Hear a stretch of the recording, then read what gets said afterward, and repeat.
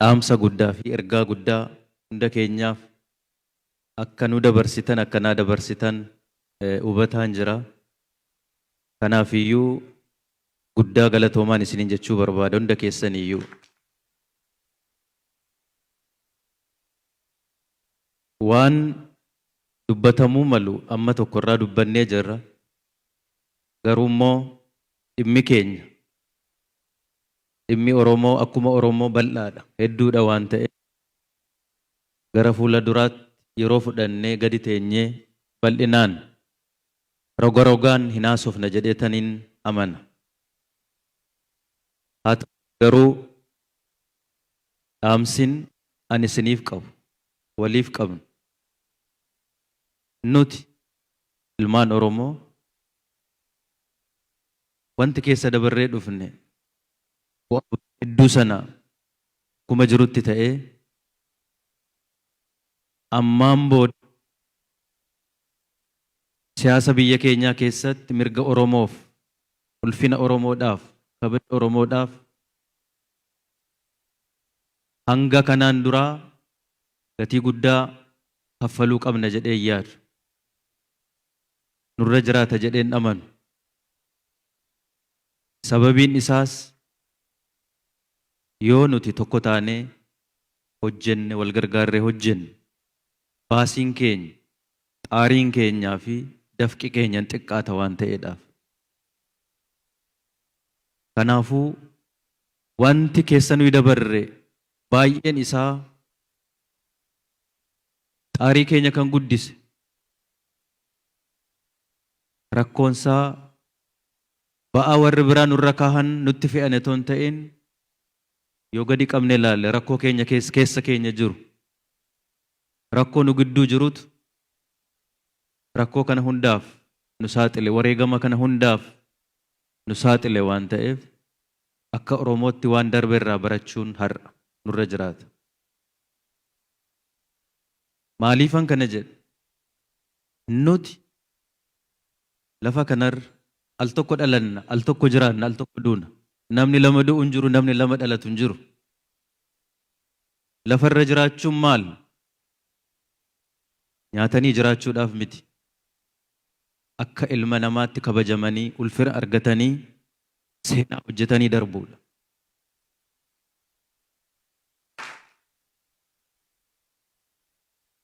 Sabni keenya bara dheeraadhaaf boo'e.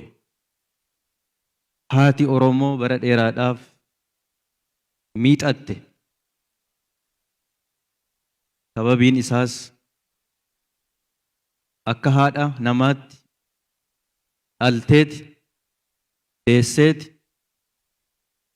hawwii ishee sana fiixaan kan baasuu fi dhabdeetidha. Bara dheeraadhaaf miixachaa baate. Nuti har'a immoo warra seenaa nyaatu, warra imimmaan nyaatu, warra galfata nyaatu ta'uun nurra jiraata jedhee yaadu. Abadan haati nu deesse, raammoo nu hin deenye, haati nu deesse, ilma namaa nu deesse, warra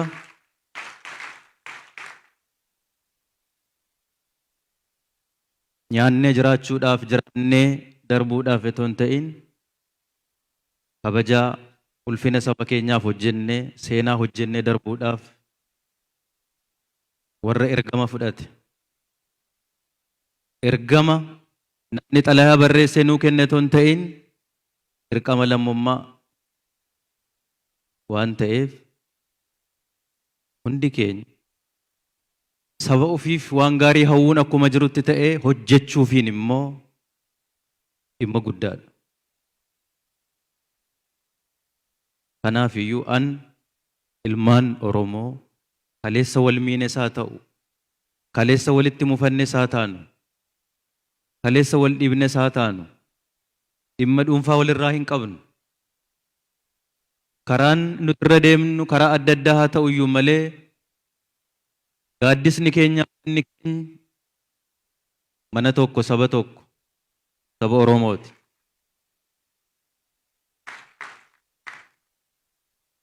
Har'a gargar ba'uun keenya kana hundaaf waan nu saaxileef barnoota guddaa waan nu ta'uuf ammaan booda abadan bakki itti nuti dhalanne Booranatti haa dhalannu Harargee, Wallaggatti haa dhalannu Shawaa, Arsiitti haa dhalannu Gujii, Iluu Abooritti haa dhalannu Jimmatti haa dhalannu iddoo dhaloota keenyaati malee eenyummaan keenya Oromoodha, Oromummaadha.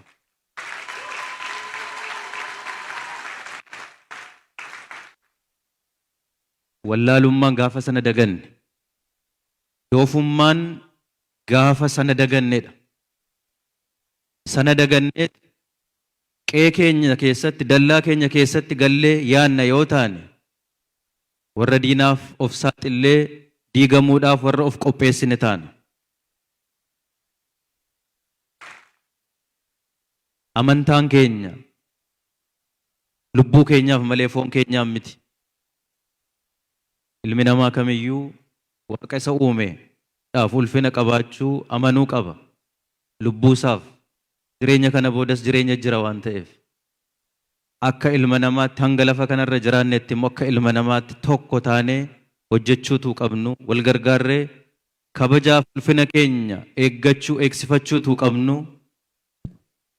Amantaan nuti lubbuu keenyaaf itti amannu ilmaan Oromoo gidduutti garaagarummaa tokko uumuu danda'uun irra hin jiraatu. Kiristaanas haa ta'u Islaamummaaf kiristaanummaan waaqeffattummaan amantummaa keenya sanaa olitti hunda keenyaaf Oromummaan an hunda keenyaati.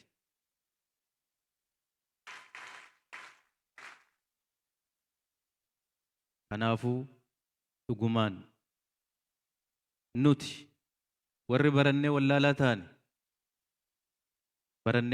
taane yoon jedhu hamma saba keenyaaf falan finnetti, hamma saba keenyaaf furmaatan finnetti beekaa miti nuti.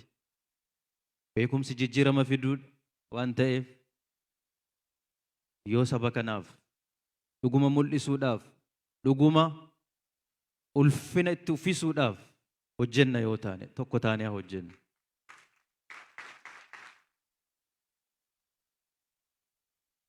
Akka dhuunfaatti nama kam wal dhabdeen qabu, lolan qabu.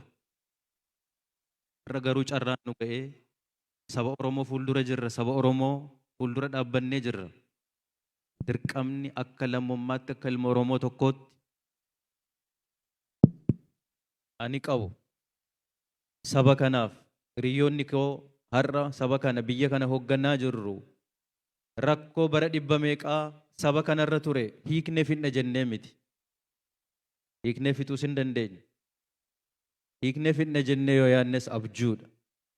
Garuu ammaan booda rakkoon kaleessaa, dararaan kaleessaa, cancalli kaleessaa saba kanatti akka inni hin deebine bu'uura cimaa, bu'uura diigamuu hin dandeenya kaa'uu dandeenya.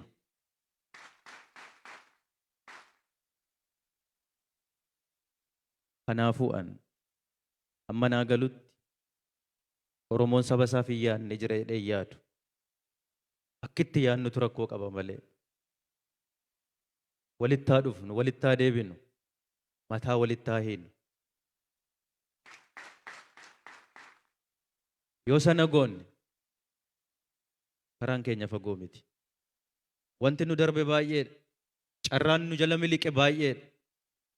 Karaan fuuldura keenya jiru immoo carraan fuuldura keenya jiru guddaadha, bal'aadha. Amata hamma kana, bara hamma kana waa hedduun nu jala darbee jira.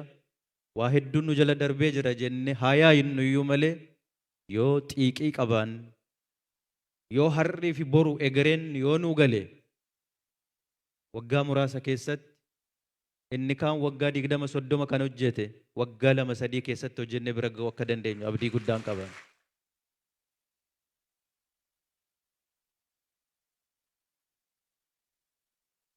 Kanaaf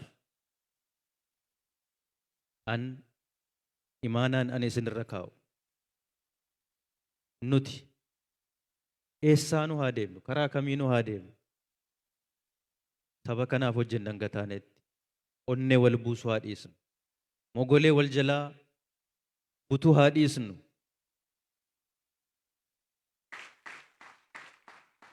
bakka rakkoon jirutti teenyee waliin haa mari'annu. Qalbiif tasgabbiidhaan waliin mari'annee walitti haa dheekkamnu. Garuu waliin diigin. Har'a ganama walitti qabamnee waaree booda walirraa adda yaa'in. Kanarraa of eeggachuu qabna. Icciitiin jijjiirama keenyaa, kabaja keenyaa, ulfina keenyaa sanaaf sana qofadha. Waa biraan qabnu nuti. Of hin laalinaa. Baay'een keenya umurii keenya walakkaa ol jiraannee jirra. Dhala keenyaaf maal dhiisnee dabarra? Dhala keenyaaf maal dhiisnee dabarra? Gabrummaa, rakkina, dukkana isaaf haa yaadnu. Isaaf yaadnee hojjenne immoo wanti nuti dhabne waa biraa isinitti hin fakkaatiin tokkummaa dhabne har'a soo ta'e. Gaafan kana dubbadhu hin nuffu'an halkanii guyyaa yeroo kam carraan argadhetti Oromoo gidduutti tokkummaa cimaa uumuu danda'uun nuuf hojii manaa guddaa beektota, hayyoota, dargaggoota, ilmaan Oromoo gidduu jiru jedhee tallaala har'a. Hamma nuti tokko hin ta'initti biyya kana tokkoomsuu hin dandeenye. Lammaffaa kaleessa waan miidhamneef, kaleessa boquu gadi qabannee jiraachaa waan turreef, iddoo kaleessaa dafnee cancala sana ofirraa hiiknee iddoo kaleessaa keessaa baanee of mul'isuudhaaf namni gaditti toonu eeguu gararraatti tabbarratti baasnee of hin keenyu yoo taane guddina miti nuuf, jijjiiramuu miti nuuf. Dinagdeen nuuf murteessaadha. Dinagdee olitti ilma namaadhaaf nyaachuu olitti, biddeenii olitti, daabbootii olitti ulfina qabaachuun hangafa. Ulfina kan argan gadi of keenyee miti. Baasnee of mul'isneeti, gararraa irratti of mul'isneeti. Warra ofii bira dabarree kaanii furmaata ta'uu dandeenyu qabatamaatti agarsiisuu danda'utu nurra jiraata. Kana Oromootti kabaja kan horuu danda'u. Namni kana dagachuu hin qabu.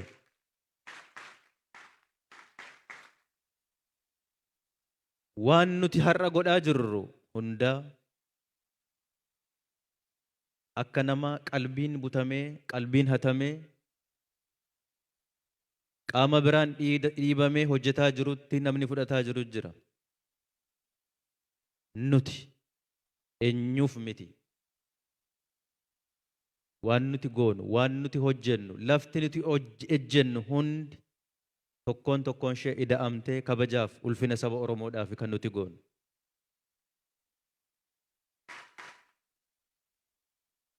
Warra kana dagatee, warra karaa irratti kana gatee, waa biraadhaan butamee dhiibamee warra waa biraadhaaf hojjetu miti nuti. Kana irratti shakkii tokko godhachuun isinirra jiraata jedheen amanu. Sana bira dabarree wal gargaarree yaadaan beekumsaan yoo hojjenne immoo kanaa ol qaroomna, kanaa ol irree arganna, humna arganna, kanaa ol kabajaaf ulfina arganna, hawwii fi dheebuu saba keenyaa guutuu dandeenya waan ta'eef waliin taanee ammas saba kanaaf haa hojjennu. Biyya Itoophiyaa kanaaf haa hojjennu. Oromoon mandara keessatti dhalatee kan inni yaadu dallaa mandara isaa keessatti miti. Biyyaaf, Afriikaadhaaf, addunyaadhaaf saba yaadee jijjiirama fiduu danda'u godhuu danda'utu nurra jiraata. Guddaa yaannee guddaa warra hojjechuu dandeenyu ta'uun nurra jiraata. Dhala keenya dakaa ol dhufaa jirtu kanan barsiisnu yoo taane xinnaa yaadee warra xinnaa hojjechuudhaaf deemu otoo hin ta'in guddaa yaadanii warra guddaa hojjechuudhaaf deeman dhala keenya kana barsiisuu danda'uun nurra jiraata. Warra yeroo hunda injifataman otoo hin ta'in yeroo hunda hojjetanii injifatan akka ta'an hafuura kanaan akka guutaman godhuu danda'utu nurra jiraata. Sanaaf immoo wal gargaarree tokko taanee hojjennu jijjiiramni nuti hawwinu sababiin nuyi ittiin finneen jiru. Kanaafuu waliin gargaarree wal taanee hojjennu isiniin jedha. Ulfaadhaa, fayyaa ta'a.